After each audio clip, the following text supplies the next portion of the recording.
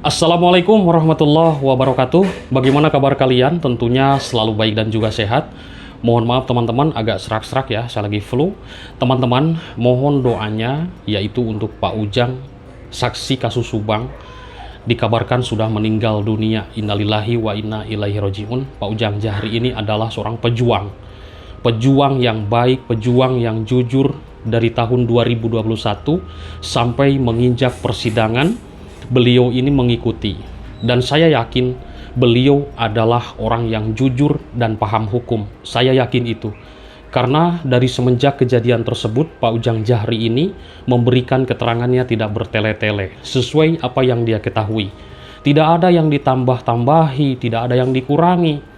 Ketika katanya Pak Yosef Hidayah ini datang tiba-tiba, Pak Ujang tidak tahu Pak Yosef itu dari mana. Pak Ujang, tolong lihat rumah saya berantakan. Itu saya masih ingat ya, tentang yang dikatakan Pak Ujang Jahri ini. Lalu Pak Ujang mengikuti Pak Yosef, jalan lewat belakang rumahnya, dan di situ Pak Ujang ini melihat darah di dalam atau di dapur, tapi Pak Ujang tidak berani masuk, langsung Pak Ujang lapor ke Pak RT. Nah, setelah itu, Pak Yosef, saya mau lapor ke Pak RT. Kata Pak Yosef, siap. Seperti itulah. Jadi dulu dikabarkan memang banyak sekali ya isu-isu bahwa ayo bagi-bagi tugas, padahal Pak Yosef tidak mengatakan seperti itu. Nah, teman-teman, kasus Subang ini banyak sekali framing, banyak sekali intrik-intrik yang sudah begitu kita dengar. Sekarang, Pak Yosef Hidayah, Danu sudah dikenakan vonis, Danu 4 tahun penjara, Pak Yosef Hidayah 20 tahun penjara. Namun sampai saat ini Pak Yosef Hidayah tidak mengakui atas apa yang dituduhkan Danu. Dan masyarakat banyak yang bertanya, bagaimana tentang ketiga tersangka ini? Harusnya sama dong prosesnya seperti Danu dan juga Pak Yosef. Karena mereka-mereka sudah dikatakan sebagai pelaku dalam kasus ini. Dan juga menurut keterangan Danu mereka terlibat berada di tempat kejadian perkara. Nah, tentunya teman-teman, masyarakat ini terbagi dua bagian yang sudah saya simak selama ini. Ada juga yang percaya, ada juga yang tidak.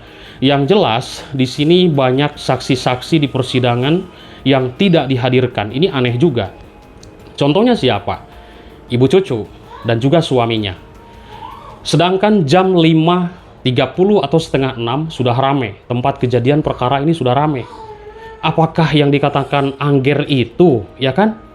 Waktu melihat di CCTV, terlihat sosok yang disebutkannya Pak Yosef di jam 5.30. Lalu Ibu Cucu juga ketika buka gerbang, buka jendela, buka pintu, mau membuka warungnya. Lalu ada ramai-ramai, kirain mau beli surabi katanya, ya kan, seperti itu. Lalu suaminya berkata, itu katanya Ibu Amel dan Ibu Nung ada yang membunuh. Nah, ini bisa saja suaminya juga teman-teman dari masyarakat. Ternyata setengah 6 itu sudah rame. Lalu ini kabar merebak ini dari siapa gitu loh. Nah, ini kan yang aneh. Siapa yang mengabarkan tentang pembunuhan ini? Bahkan Kang Heri sendiri mengatakan sudah ramai di grup setengah 6 itu sudah ada berita. Nah, ini siapa yang mengabarkannya gitu loh. Kasus Subang ini banyak keanehan, banyak kejanggalan.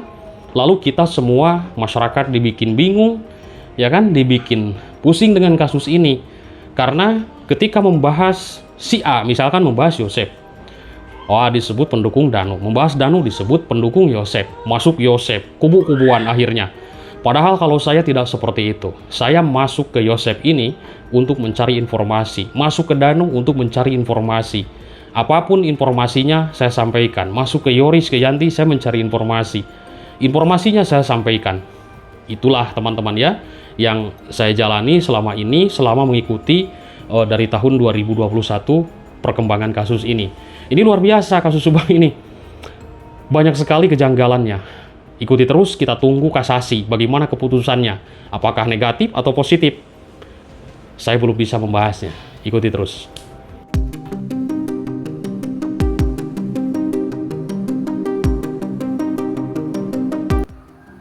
Assalamualaikum warahmatullahi wabarakatuh. Teman-teman, mohon maaf. Baru hari ini saya bisa kembali membahas kasus pembunuhan di Subang, Jawa Barat. Karena kemarin banyak sekali kesibukan untuk sosialisasi ke warga masyarakat.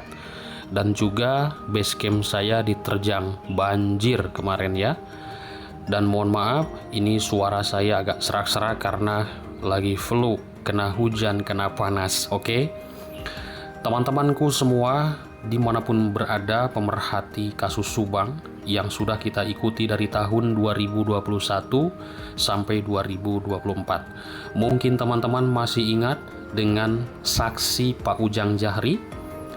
Beliau telah meninggal dunia, Pak Ujang Jahri ini pada hari Selasa 26 November 2024, warga Ciseti Jalan Cagak, salah satu saksi dalam kasus pembunuhan ibu dan anak di Subang. Mohon doanya, semoga almarhum meninggal dalam kondisi husnul khotimah dan juga diampuni segala dosa-dosanya dan diterima amal ibadahnya oleh Tuhan Yang Maha Kuasa. Dan mohon juga dimaafkan jika selama hidup beliau, terutama sejak sebagai saksi di dalam kasus Subang ini, banyak salah dan khilaf. Mohon dimaafkan teman-teman ya. Dan memang kita semuanya bersyukur almarhum ini memberikan kesaksian. Mungkin kita sudah melihat beliau adalah orang yang jujur dan juga sadar akan hukum di negara kita ini, hingga beliau kalau sudah kita lihat dalam memberikan sebuah kesaksian dan juga keterangan itu apa adanya, tanpa ada manipulasi. Informasi beliau yang disampaikan itu secara mendetail apa adanya. Mungkin teman-teman sudah memahami dan juga sudah melihat di berbagai media massa. Semoga dengan keputusan almarhum, yaitu beliau ini dimudahkan masuk surganya Allah Tuhan Yang Maha Kuasa, yang sudah berjuang memberikan kesaksian baik dari awal-awal kejadian sampai persidangan.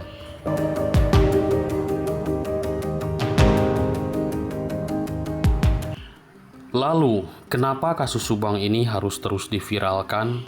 Karena ternyata kasus Subang ini belum tuntas 100%. Kita semuanya sudah mengikuti dari tahun 2021 sampai 2024. Nah, Pak Ujang Jahri ini mengurai cerita. Seperti sudah kita ketahui di dalam berbagai media sosial YouTube, Pak Ujang ini adalah seorang petugas kebersihan yang sempat ke tempat kejadian perkara usai Ibu Tuti Suhartini dan Amalia Mustika Ratu ini dibunuh. Namun ada hal janggal juga ketika kita mendengar di keterangan lain, yaitu seperti ibu cucu, tetangga dari tempat kejadian perkara tersebut. Jadi jam 5.30 itu atau setengah 6 itu sudah ramai orang. Bahkan Bu Cucu ini bertanya ke suaminya, "Ada apa itu Pak?" sesudah membuka pintu segala macam. Ternyata ini sudah ramai tempat kejadian perkara ini. Nah, disinilah banyak masyarakat juga yang menganalisis dan juga menduga-duga dan juga bertanya-tanya, apakah eksekusinya benar-benar di luar, lalu mayatnya dibawa ke tempat itu, ke rumah itu, kantor yayasan. Ada juga yang mengatakan bahwa TKP tempat pembunuhan adalah di rumah yang menjadi kantor yayasan. Baik, itu kita melihat ke hal-hal yang kita ambil dari keterangan lain ya. Nah, sahabatku, teman-teman di seluruh tanah air, keputusan Pak Ujang Jahri ini, almarhum, datang ke tempat kejadian perkara tak lain atas permintaan Pak Yosep, yaitu suami korban sekaligus ayah korban yang menjadi korban pembunuhan.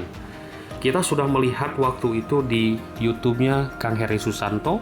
Pak Ujang ini bercerita soal masalah kronologi bahwa Pak Ujang ini datang ke tempat kejadian perkara pembunuhan tersebut pada hari Kamis pagi, yaitu di tanggal 18 Agustus 2021.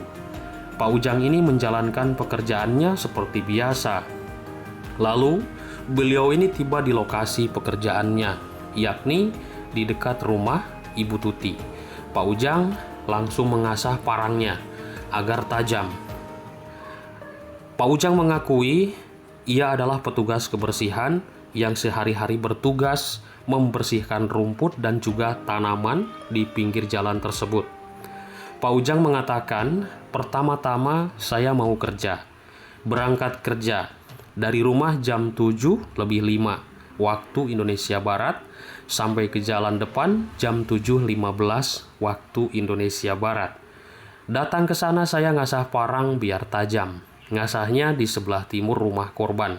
Saya sudah survei, sebelah timur itu yang ada pohon pisang. Di atasnya itu TKP, lalu ke arah Jalan Cagak ada pohon pisang kisaran 5 meter dari tempat kejadian perkara.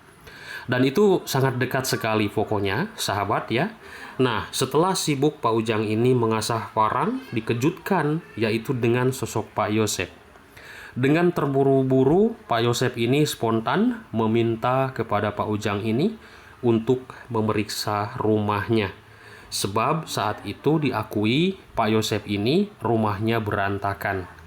Tiba-tiba Pak Yosep datang dari belakang. Gak tahu dari mana. Ternyata Pak Ujang juga tidak tahu Pak Yosep datangnya dari mana-mananya. Tiba-tiba ada di belakang dan juga dia bilang, Pak Ujang, tolong lihat rumah saya berantakan.